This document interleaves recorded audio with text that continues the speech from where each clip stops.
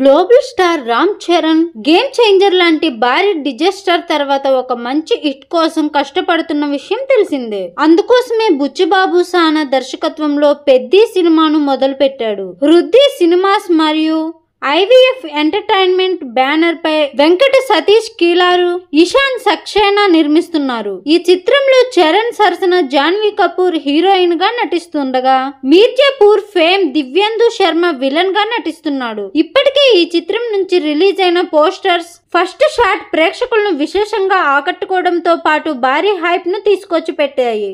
మొదటి నుంచి కూడా పెద్ది సినిమాపై అభిమానులు భారీ అంచనాలను పెట్టుకున్న విషయం తెలిసిందే. అందుకు తగ్గట్టుగానే బుచ్చి కూడా సినిమాను వేరే లెవెల్లో తెరకెక్కిస్తున్నాడు. అందుతున్న సమాచారం ప్రకారం ఇప్పటికే 60% షూటింగ్ పూర్తయిందంట.